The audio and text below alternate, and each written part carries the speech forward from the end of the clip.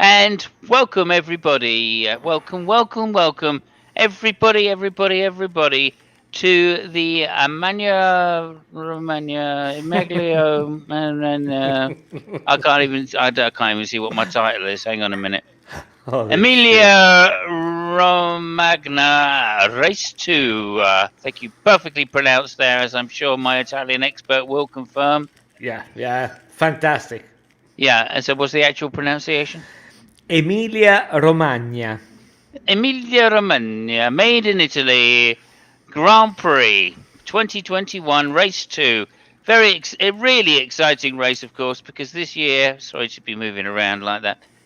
This year is going to be a fantastic year. I think we've all agreed. We've all put our money in and said this year will be the fantastic thing. And welcome to Math Pig. Thank you very much for tuning in, sir. Oh, We were debating who that was. Uh, yeah. turned out to be you. But anyway, Uh, onwards with the race thingy. Onwards with the race thingy and the professionalism that is Fabio and who is it? Simos commentary. yeah. Okay, so basically, yeah, Fabio. This is the Emilia Romagna There you go. Grand Prix, and so it was a very fascinating race. Pole, incidentally, was achieved by probably the greatest human being ever to live. That is, of course, Lewis Hamilton, and an amazing pole as well. He outdrove his car, as we later found out, because it was actually, it wasn't outdriving the car, but because he was still in the car when he crossed the line, so he didn't outdrive it exactly. But we did find out later that Verstappen and Perez had lost time on their lap and didn't give a perfect lap. But nonetheless, it was in fact Lewis Hamilton that got pole position, and you would have thought that would have given him a huge advantage. Unfortunately, it didn't, which just goes to show that the pace differential between the top cars right now, the Red Bull being the superior car, which again is exciting for the year.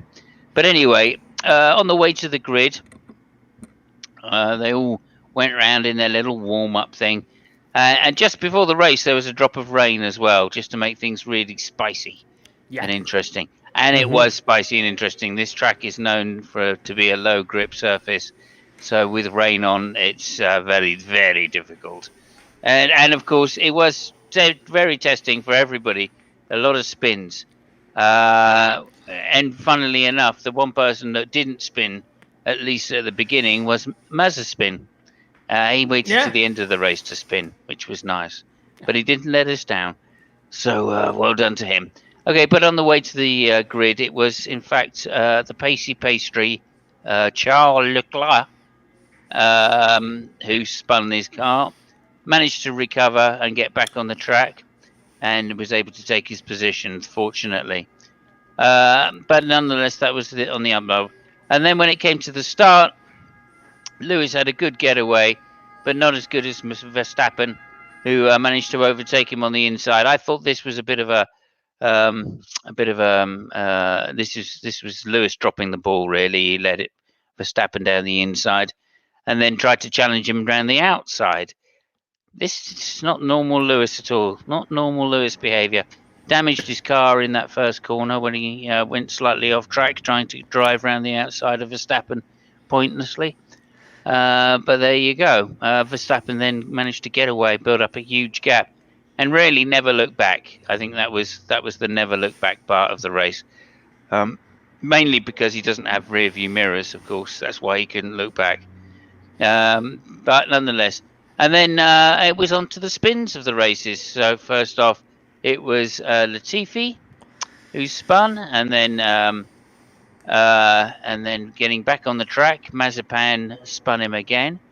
Then it was Mick Schumacher that spun and took off his front wing, just trying to warm up tyres, really, because as I say, it was a pretty dreadful thing. And then we had some action for a little while when Lewis Hamilton, after the safety car, managed to catch back up because of the safety car, of course. And then there were various bits and pieces really just going on. It was just Verstappen pulling away every time from Hamilton, with various runners, Leclerc in third place, who had a great beginning of the race, a great start as well, showed his pastry stuff all over the track. It was beautiful. And then Norris showing his class.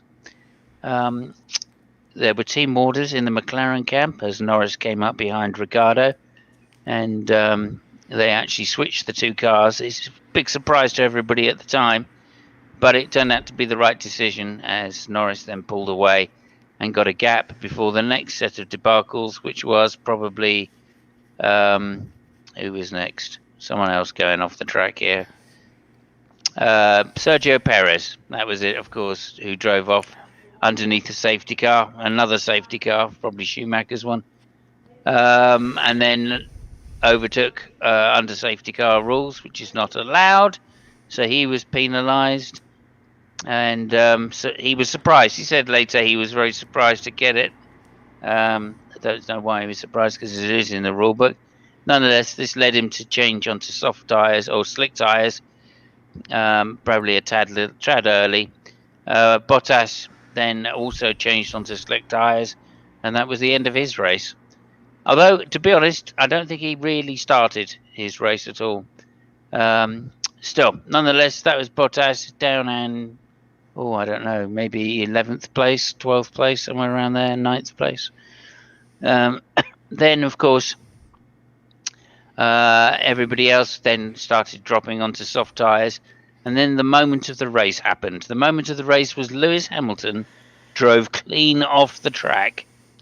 Unbelievably, I couldn't believe it at the time.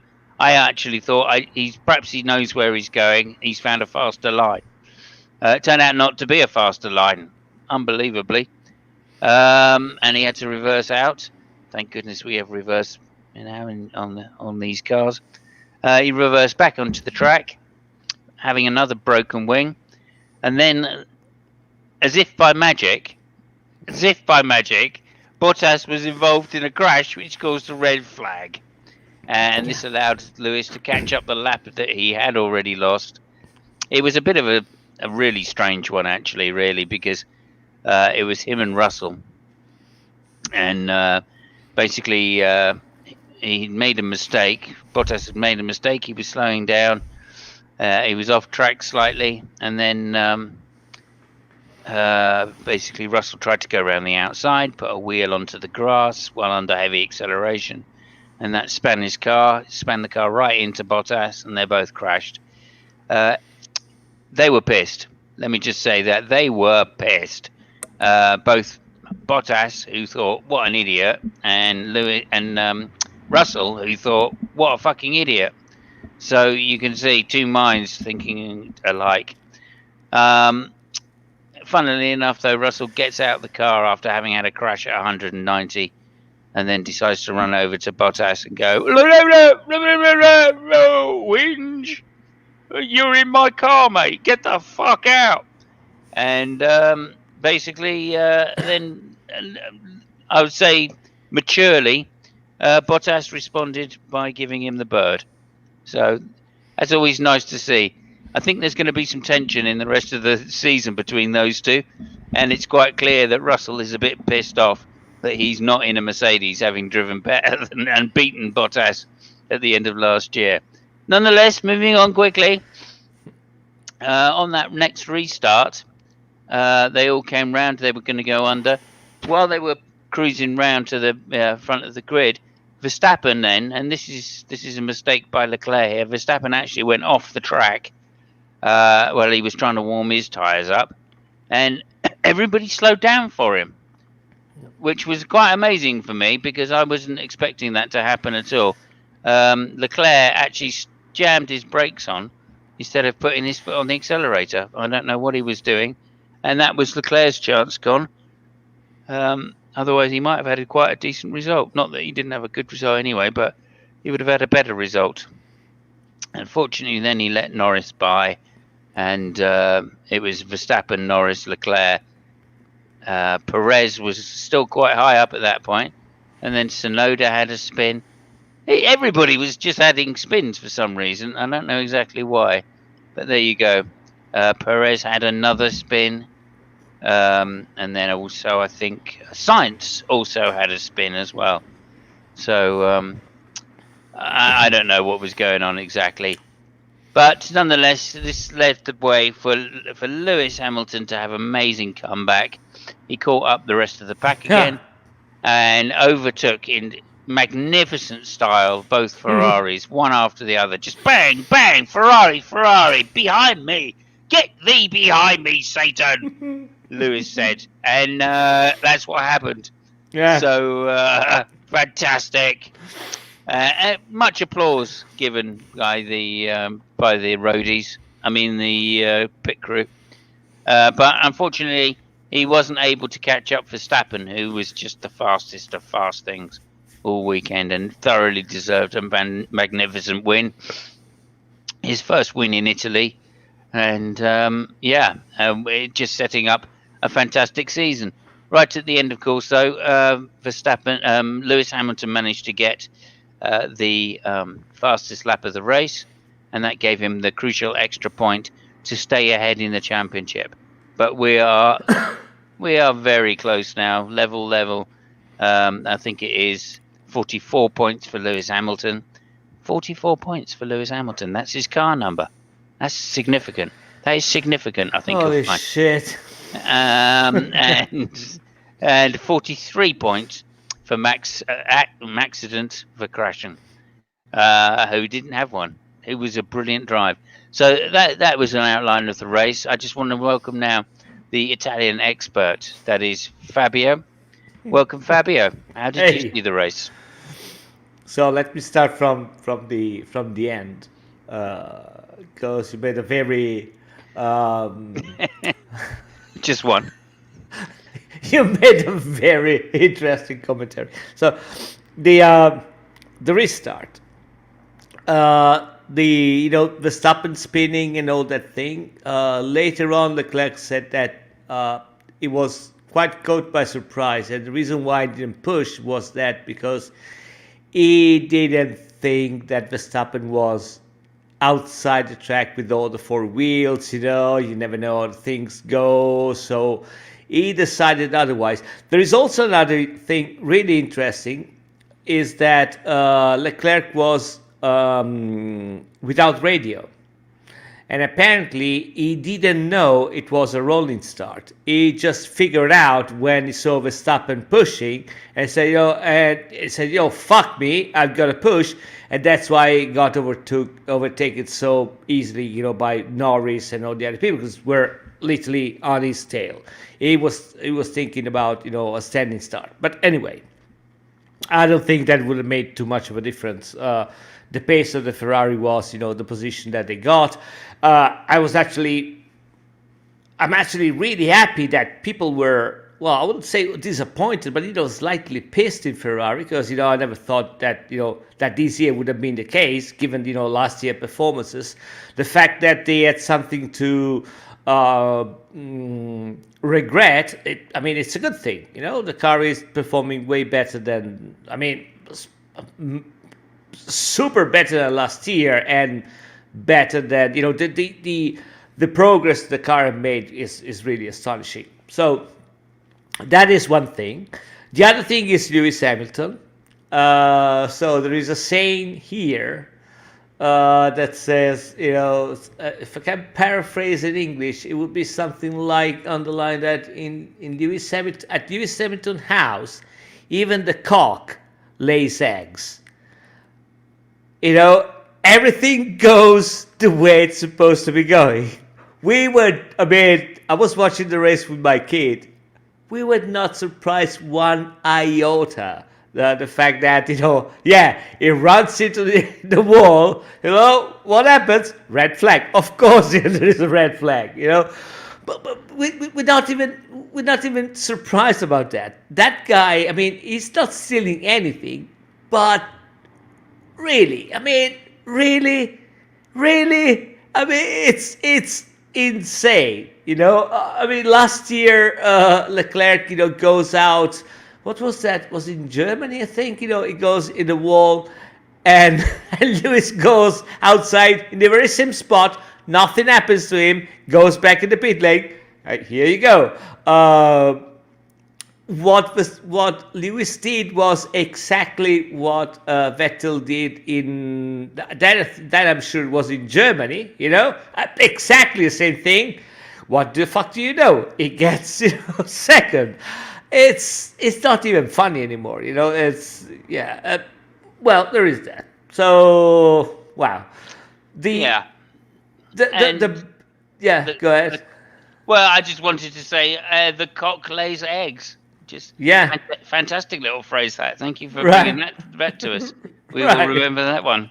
Yeah. I'm sure you will. Especially when it's as big a cock as Lewis Hamilton. Right. Hey.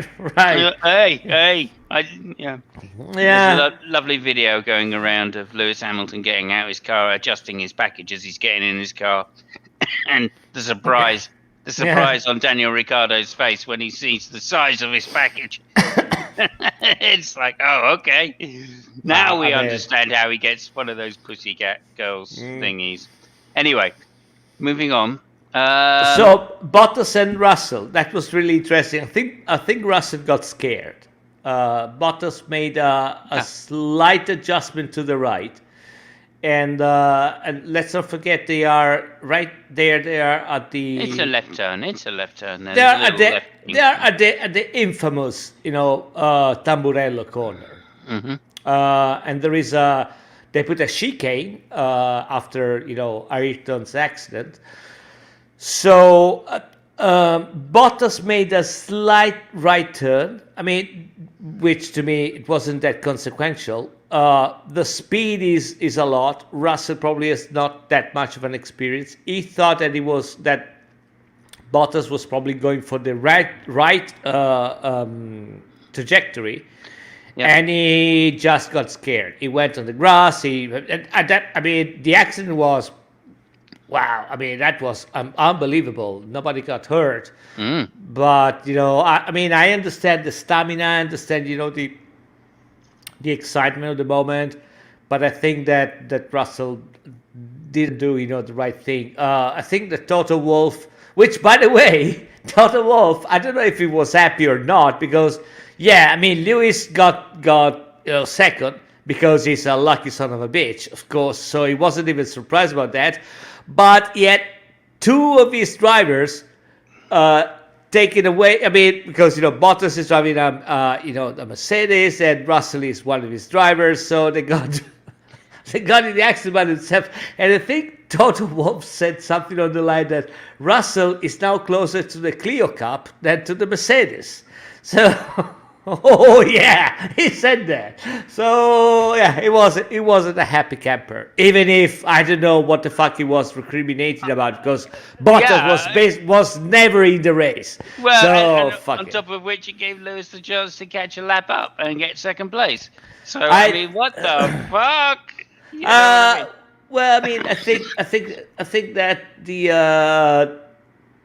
he was more scorned about the fact that Russell is a driver of Toto Wolff. It basically belongs to him, and the accident would have been okay, but the reaction doesn't really put him in a good light. So it was the reaction. Yeah, let's face it.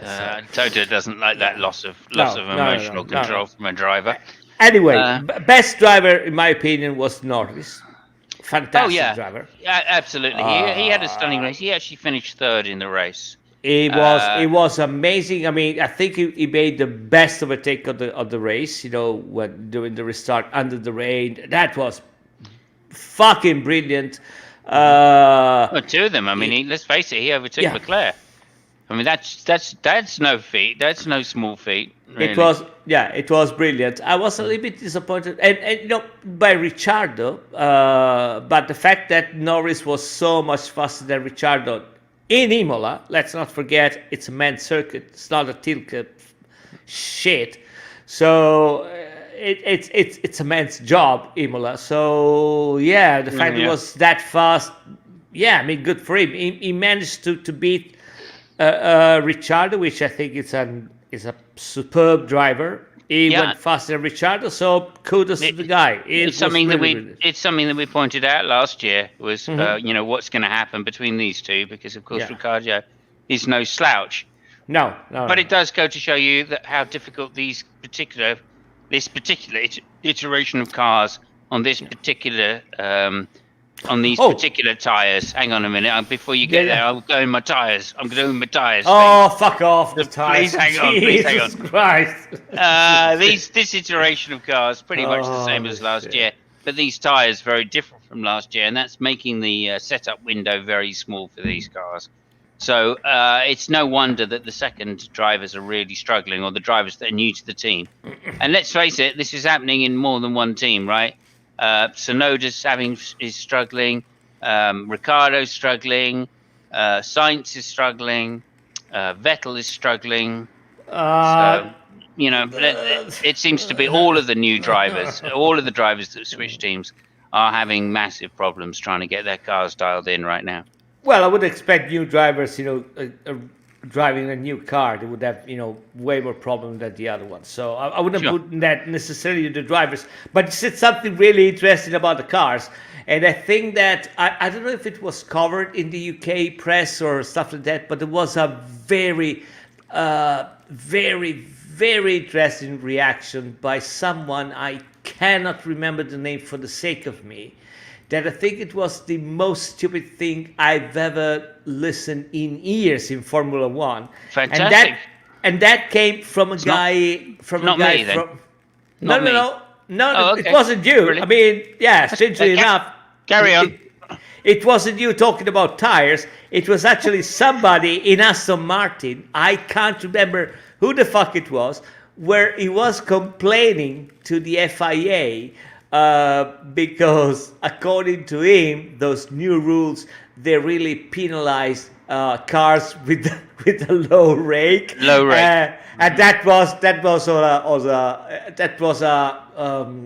what the fuck did he say? I think it said something like a conspiracy or shit like that.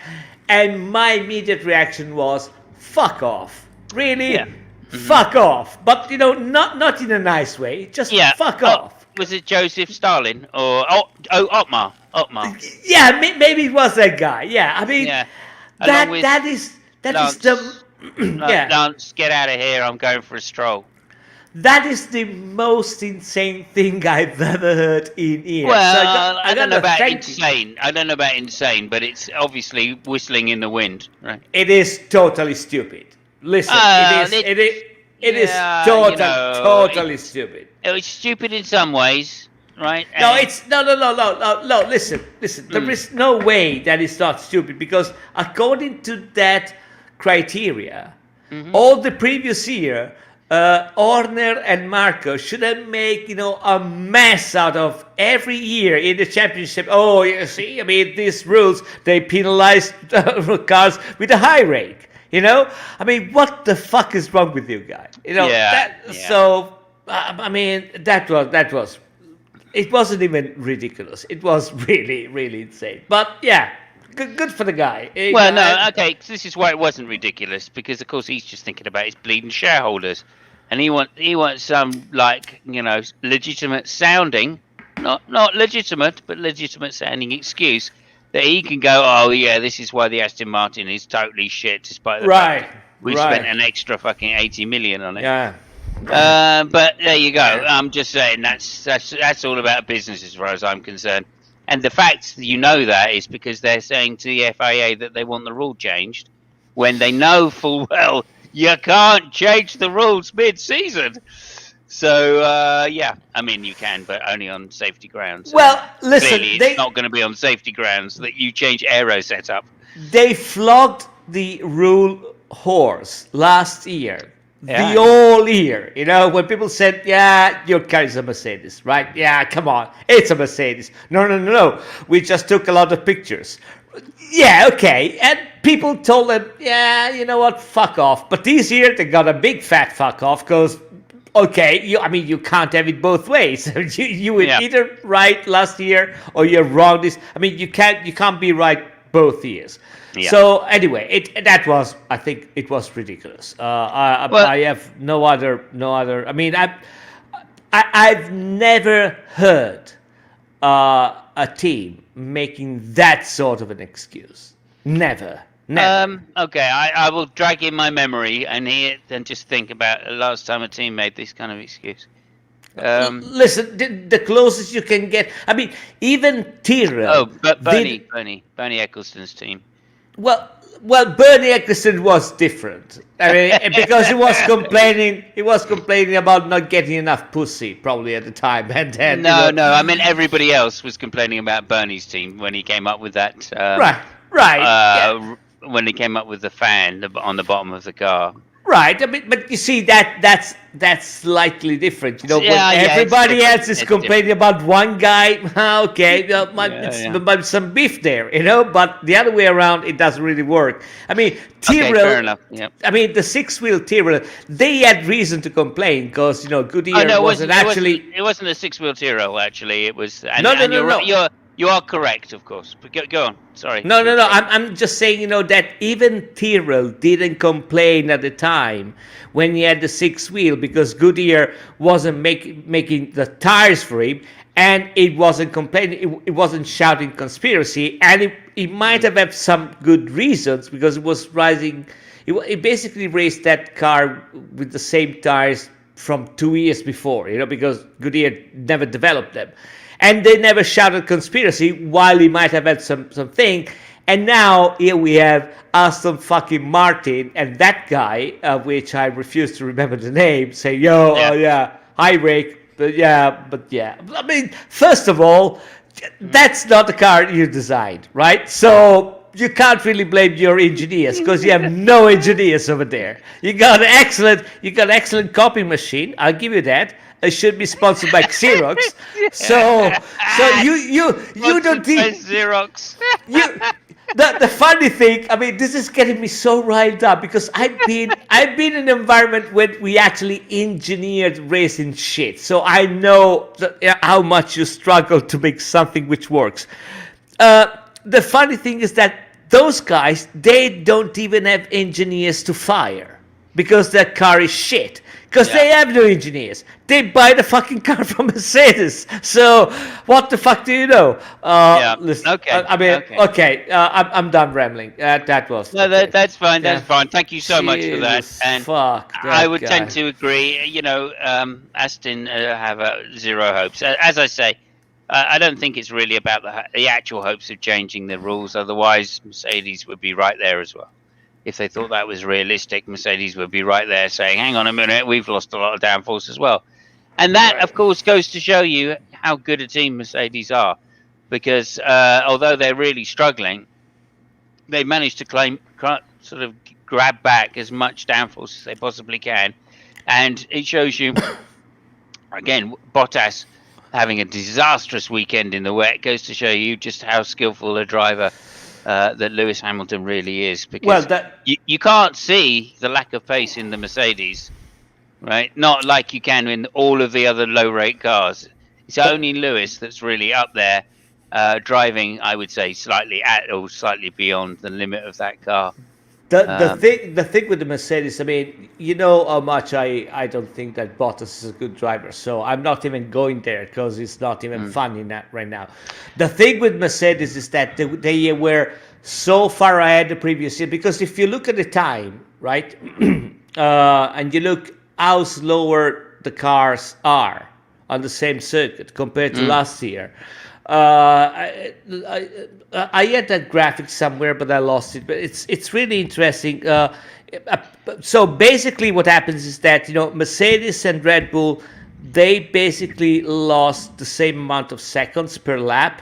Mercedes a little bit more than Red Bull.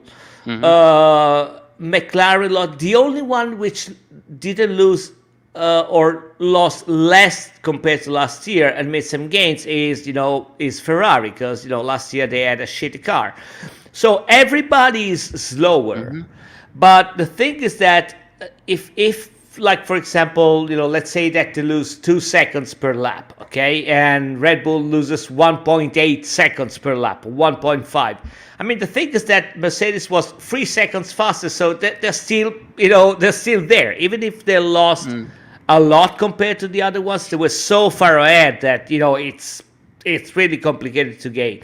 But yeah, we'll see. We're gonna have an interesting championship, even because the fact that I think that Mercedes was a little bit unlucky this weekend, and I got to give credit to the guys in Ferrari, which decided to go with a more downforce, and they actually knew it was going to rain.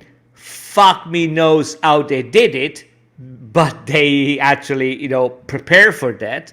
I don't know if it was a gamble or they had some people living there telling them exactly how it's going to happen. But that happened. It's a gamble. Of course, it's a gamble. Yeah, but I mean, and you can't go too far around extra downforce round Imola anyway. I mean, yeah. But anyway, I mean, they prepped the car, for that kind of weather. They changed the rear wing, from one wing to the other, specifically because they thought it was going to rain. So good for them. Yeah, good for them. Yeah. And I mean, they really made the most out of it. Ferrari coming in fourth for Leclerc and fifth for Sainz. So that's 22 points for the constructors. And that's going to go a long way because clearly they're going to be in a huge battle with McLaren most of the year, it seems, who only scored 23 points. Yeah, so only a 1 point loss on a weekend where they shouldn't really have been that high. And again, I mean, Sainz, I mean, he had a disastrous Grand Prix, really, and drove very well to get back up the field again. And was likewise with Lewis, was lucky to finish second. Because of the red flag, etc., and the restarts. Sainz was also lucky to finish fifth. Yeah, but I also, about Sainz, I also love the fact that at the end he was disappointed. I mean, to me, it's a very good sign because you're disappointed if you knew that you could do better.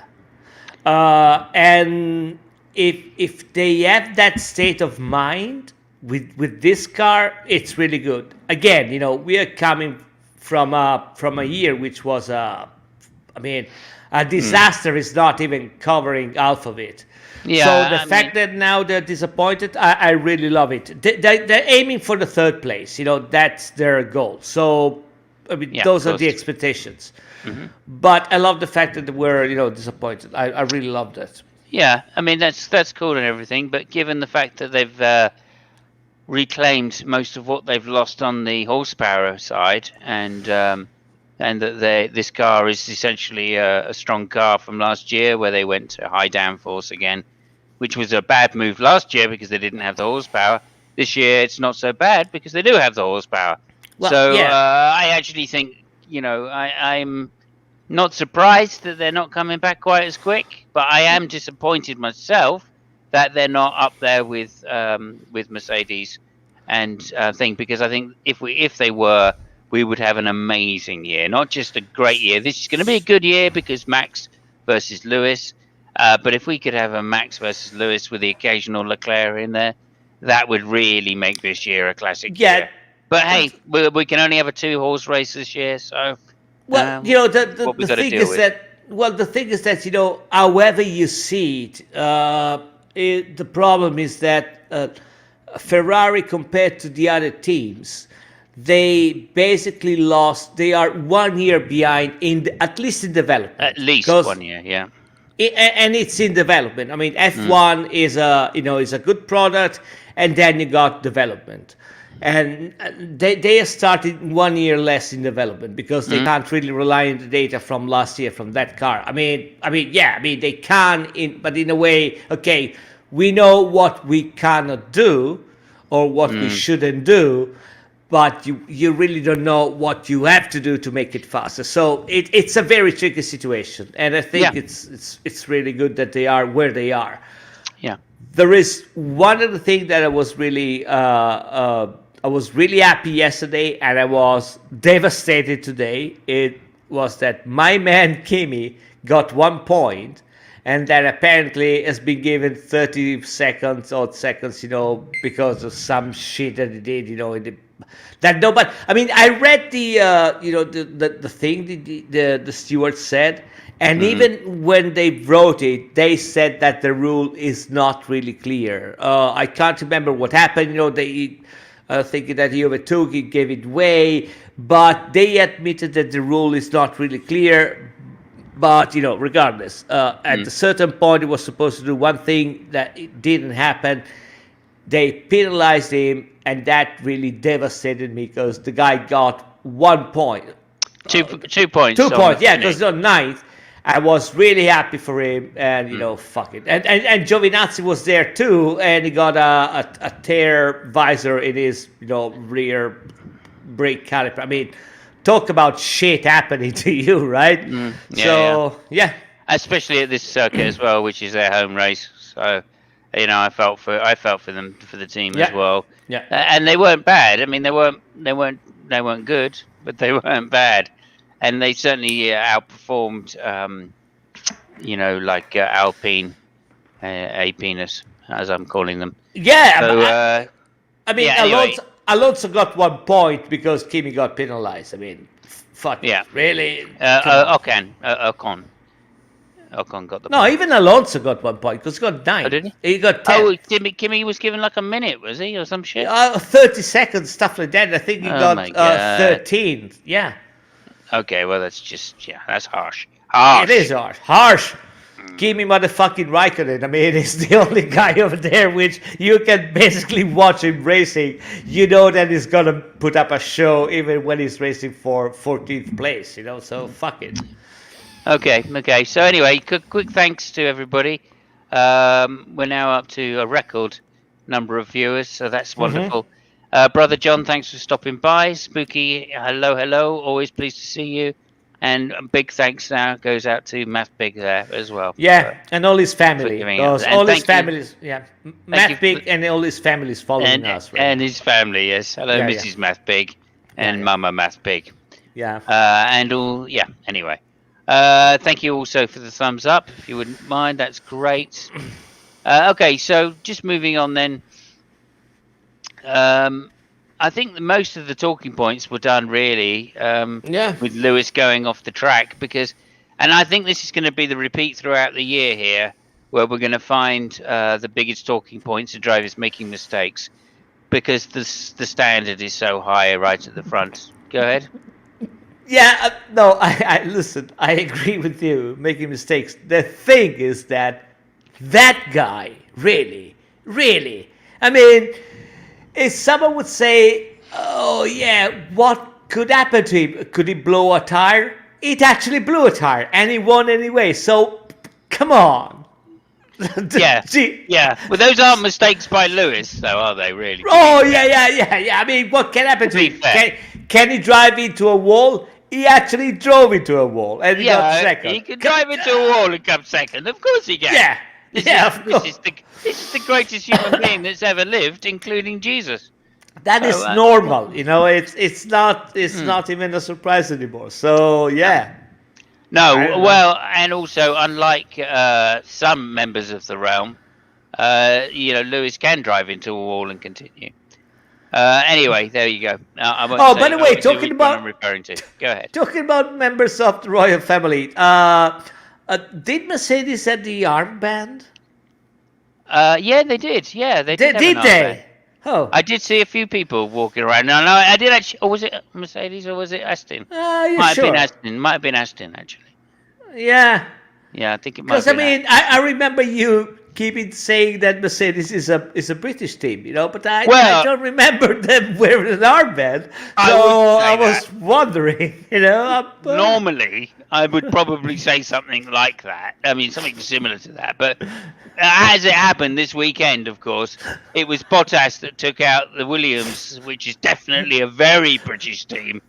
And so this weekend, of course, Mercedes are German because of what they did. Okay, fair enough. But there you go, and they only came second, and that's not very British, is it? Yeah. Let's face it. No. I was disappointed. Russell was having quite a good weekend as it goes, and actually was probably on for getting some points if it wasn't for Bottas and his lack of undertaking skills. If it wasn't for him, to be fair, although I would say it was Russell's fault in reality, not fucking about. I just think the course went that way, and it was a bit of bad timing in that respect. And again, It's also a bummer for Williams because they had 2 cars out and they actually got pretty good damages. Mm. So Yeah, well, nothing new for Williams, though, to be fair. yeah, You know what I mean? So it's expensive, but what are you going to do? It's early in the season. That's what insurance is for. yeah. Alpha Tauri was quite disappointing during the race. Yeah, now. Because it Yeah, seems to me, I mean, they're always there in qualifying. I mean, but in the race, I mean, Gasly was all over the place. again. Yeah, Tsunoda wasn't really. I mean, I don't know what the fuck happened to the guy. I mean, it's a very. I don't know if he's talented or not, but he really shows a lot of passion. But so yeah, that they were quite disappointing, compared to the expectations that they always put into. Because apparently the car is good, the drivers are okay. That's not really the case. So yeah, I don't know. I mean, they virtually copied the Red Bull. So apart from the rear suspension, I believe. Yeah, that's really something that, I mean, it's totally unexpected, and that has never happened. No, I was going to say something about it earlier because I'm so upset about these rules that allow teams. No, I'm not at all actually. Anything to close the field up a little bit. Anything, please, because we've had too many years like with this. And as much as I am a huge Lewis Hamilton 7 times, Sir Lewis Hamilton 7 times world champion, I'm so glad this year that Max is going to stick it to him a bit. As much as I don't like Max, and I've got anything personally against Max Verstappen, it's his father that I fucking disliked, because his father was a mobile chicane in Formula One. It was. And he used to basically just cause crashes around him and then go, wasn't my fault. But he's a nice guy. Don't get me wrong. He's a nice guy. So that's something. But anyway, this year I think we're going to look forward to many more of these. And again, I think it shows this. The main takeaway for me is to show how difficult these cars are, and how skillful the drivers at the front of the track, are actually being. Lando was amazing. I mean, he was amazing in really, really challenging conditions. He made a couple of mistakes during the weekend, but none on the Sunday. Lewis. Again, a really amazing drive considering he made such a big mistake. Not that it was a big mistake in terms of the driving, because of course he was overtaking back markers on the wet part of the track, which did surprise me. And as soon as I saw him go inside to overtake, I knew straight away there was going to be a problem at this particular corner, right? It doesn't matter if Lewis make mistakes. It doesn't matter. Sure, I know. It doesn't matter. We've covered that. I want to stress that point even further, because every time you're going to say that, I'm going to say that. So yeah, I mean, it doesn't matter about Lewis mistakes. Fine. Okay, we are going to have a lot to chat about this year then, because I foresee Lewis making quite a few more mistakes. Because, which is the point I'm trying to get to, these cars are very difficult on these tyres, and clearly they're really struggling to get heat into the tyres, and they're not coming up to speed. They're not coming up to heating properly. It seemed to me to take about 3 laps after each safety car before the tyres were up to temperature for most of the cars. Oh well, that was because of the circuit. There were 11 degrees on the tarmac. It was really cold, really cold. And actually, I was really surprised when they started changing the slick tires. I was thinking that at least somebody would have gone with the red tire, but everybody went with the yellow one because they didn't want. I mean, Imola is a circuit where you lose a lot of time when you go to the pits, so they were basically taking that into consideration. But I would have expected somebody to go with the softer tires, and nobody did, and that was also problematic because the temperature was very, very, very low. So.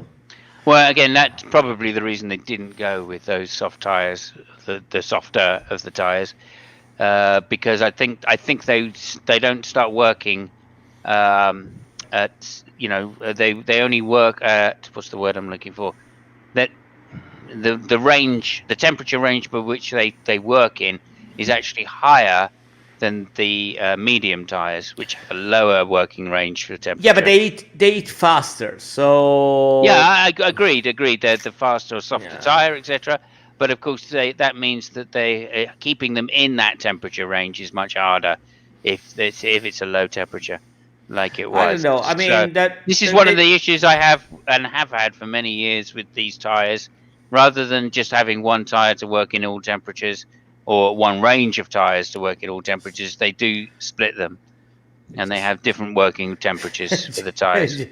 just They do. They do. Let's face it. That's why you get these situations where the medium tire is faster than the soft tire, right? Like it was in practice, right? It was evident from practice that that was the case, and we still didn't. They still wasn't as cold. So that's all I'm saying. And again, I was disappointed because again, Pirelli went with the rather conservative C2, C3, C4 tires rather than going with C5, C4, C3, which would have been a much better choice of tires for this particular circuit. But again, they're paranoid about safety at this circuit because of what's happened in the past. So understandable that they went for something slightly more robust and less likely to grade. And again, it's another bad sign for this year that we're only going to get one pit stop at virtually every track we go to because Pirelli are going to bring tyres which don't degrade very quickly. So that's a bit disappointing for me. I really don't care about that fact. I mean, everybody's got the same tires, so it boils down to the fact which car is most efficient with those tires. It's not that somebody's got different tires from anybody else. So, I mean, no, I don't think that is a difference. Okay. Everybody's got the same material, so yeah, fuck it. Yeah, no, I agreed, but it just means that we're going to get one pit stop at most circuits, and that's what leads to the boring races, as far as I can see. Because it's just how long can you hang on to your bad tires, which means it's better to go slower at some circuits.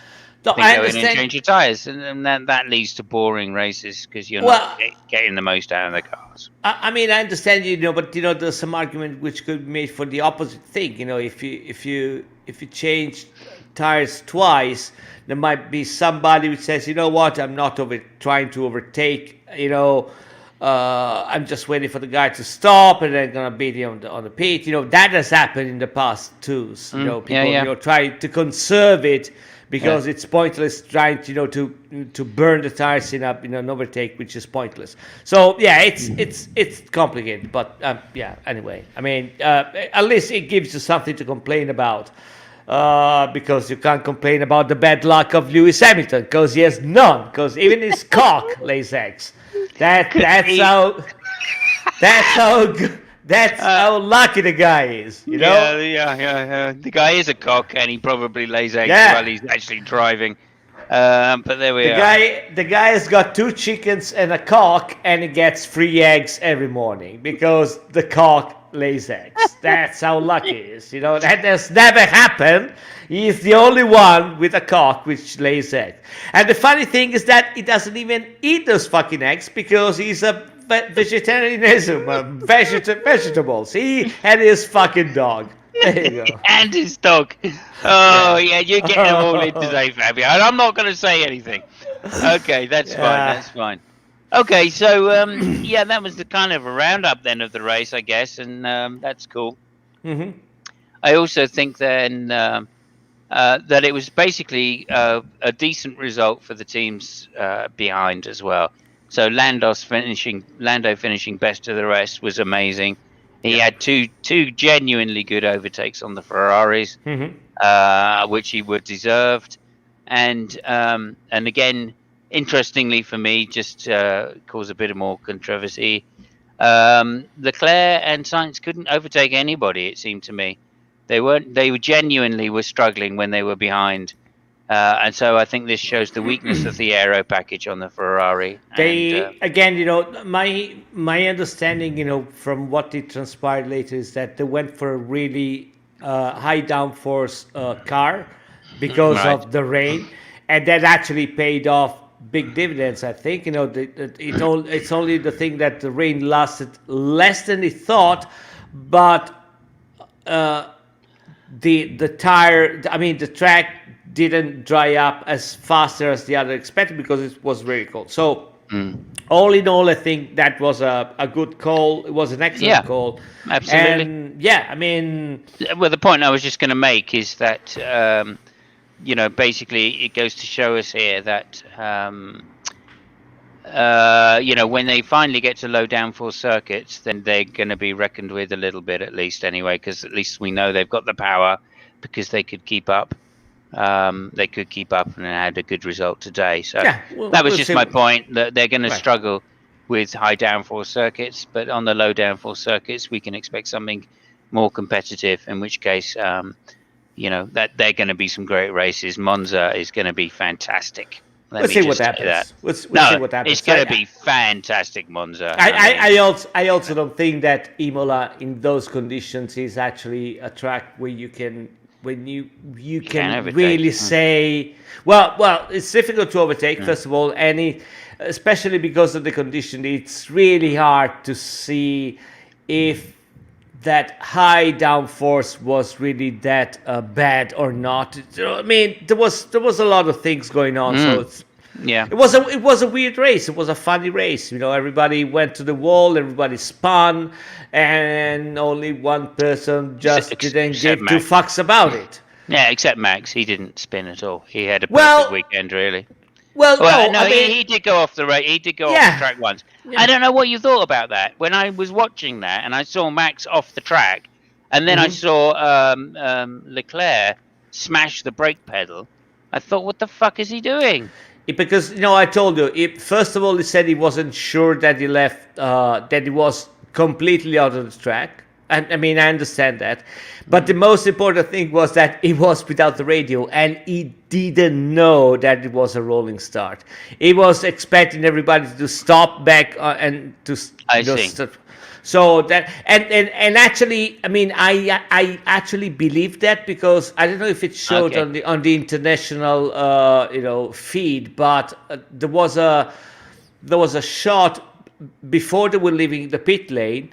There were the camera was on Leclerc, and he was actually you could hear his voice telling to the guys, turn down the radio because I hear apparently there was a lot of feedback on the radio, so they basically switched out so they could hear him, but he couldn't hear the box. Yeah, So yeah. yeah, I know. I did hear that early on.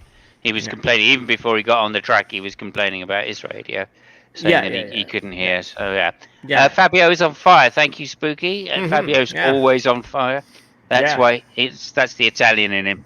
Say no more. Say no Say fucking no more. more. Say no more. Okay. Okay, man. That's great. So just to finish up, then it was a great race. I thoroughly enjoyed it. I was on the edge of my seat. And unlike you, I was even more on the edge of my feet when Lewis went off because I was genuinely worried. Had I known that Lewis Hamilton was, of course, the luckiest bastard in the fucking world, then. Good. Sorry, you needed last race Look, to say you that. won't even let me finish. No, I'm not. Because this is bullshit. So no. Listen, I understand that you needed last race to figure that out. Okay, good. Okay, fantastic. Yeah. So, luckiest bastard alive. And I had a punchline for it, but fuck knows what it was now. But anyway, that's all right because Fabio's right. He is basically a rooster. All right, he's a massive cock and he's crowing very loudly. That's all I'm saying right now. Yeah. And that's just to stay in line with the general sayings that we're having today. He's a massive cock and he's crowing loudly. And it's deserved as well because Ferrari did a fucking good job. And I'm really pleased that they're back on the track to success again. I'm looking forward to the second tier race between them and McLaren. And I hope that Daniel will pick his pace up. and that Sainz won't make so many mistakes, because that was shocking actually for being a Ferrari driver. Although all's well that ends well, because obviously he's a lucky bastard as well. So anything you say about Lewis can be said for Carlos, I'm afraid. Uh, Oh well, no, I mean, no, I'm just no, defending listen, Lewis. I'm just defending Sir Lewis Hamilton, okay? Because listen. You, he's you had a tough time. What with the death in the close family. you can say that when Carlos drives into a wall and gets second, or he gets first with a blow tire. He nudged the wall. He nudged the wall. Yeah, yeah, He'd yeah, yeah. slowed down loads by that point. In fact, he'd already Fuck slowed off. down on track to make the corner. He was unlucky Yeah, that it yeah. was just an Right. acute It angle, was. It and was that unlucky. track had a very, very greasy little section Right, just right. before the beginning of that Yeah, corner, which got him out. yeah, yeah. Anyway, yeah, excuses, as I'm saying. Yeah. Yeah, and again, Max Verstappen, brilliant race, just a fucking brilliant race. Well done to him, and we're looking forward. It's a very close, as I say, 1 point in the World Championship at race 2. Couldn't be better, really. Couldn't be better. Next race is another race which is going to be extremely similar to the last one, because we go to, as he's stalling before he looks it up, Portugal. Yeah. Portugal. Portimao, I think. Portimao, is that how you pronounce it? Yeah. Premio de Portugal. Formula One. Doesn't say on my screen, but yeah, Portimao then. And again, it's a real high downforce track. There's nowhere to overtake as well. So it would be interesting to see what the weather conditions are like, because that will tell us a lot more about the cars and specifically the tyres. I'm guessing that the tyres that will be brought by Pirelli will be exactly the same as the last race. That is C2, C3, C4. They're gonna be round and black. That's all it matters. That's Yeah, it. You know. yeah, that's not true. It's But not that. true. It's not true at all. But I'll leave you with a couple of things. If I Please may. do. Please do. Yes. So there was apparently there was more than a speculation that Russell is going to be in Mercedes next year. First of all, and the second thing is pure speculation on my side. But have you noticed that Lewis now in the interviews has started talking Italian? I just leave it there. Yeah. Yeah. Oh, that's great. That is great. Yeah. I just leave it Italian. there. I just leave it there and see what the fuck happens. I just place Yeah. it there. Okay. This is a speculation too far as I'm concerned. I think he just happened to be in Italy, and that's all. He's got an Italian friend. What Right. can I say? Yeah. She's a beauty. I don't know. I mean, again, I don't know. Russell to replace Bottas. Yeah, it's quite likely, and that's presumably what the hang-up in last year's contract was for Lewis, because he was presumably saying, "Look, I want Bottas as my wingman because XYZ. It guarantees the championship because Bottas is a safe pair of hands, and I don't have to worry about it." If I would say yes, you would be perfectly correct if. And only if Lewis wins this year. If he wins the championship this year, then I guess he can't wait to get to Ferrari, especially if Russell gets into Mercedes. But again, it doesn't make any sense to me. It doesn't make sense to me. He's being asked to be beaten by a rookie if he does that. He signed for 1 year. Yeah, he did. Yeah, he did. But again, I think the reason he signed for 1 year is because Mercedes wouldn't give him what he wanted, which was guaranteeing that he had say-so over his teammates. So maybe somebody else is gonna give him what he wants. I don't know. Start speaking Italian in the interviews. I mean, what the fuck do I know? It's super interesting. Yeah. And again, I wouldn't be averse to Lewis to go to Ferrari. I just don't think it's a sensible move in terms of championships. I mean, what the fuck does a guy care, really? Honestly. Well, I think he wants 8. Okay. I really think he wants 8. That's his chief motivation, is to get 8. And if he doesn't get it this year, then he'd be a fool to leave Mercedes. No. So there you go. I mean, I still think that right now Lewis is in a position where he understands that if he, getting one championship with Ferrari is worth now, right now, for his career, is worth at least another 5 more championships with Mercedes. Yeah, maybe 3 teams. I mean, he's got championships with 2 teams already, so maybe a third team would go. He would go down as the greatest It racing would, driver of yeah. all time. Not that he isn't already. He already has those records. So I don't that's know. kind of why I mean maybe if he's looking for the title of greatest person that's ever lived, I would say yes. Then go to Ferrari. If not, don't worry about it. But who knows? Who You knows? It is speaking a mystery, Italian? and I watch know. this space to find out because this is where we have all the breaking news. Yeah. Lewis Hamilton speaking Italian. Is that significant? Is it not? We don't know. We don't know. I mean, I think it's about personally. I think it's as significant as Alonso speaking Spanish. But there you go. That's my view. Anyway, all I can say is thank you very much, Fabio.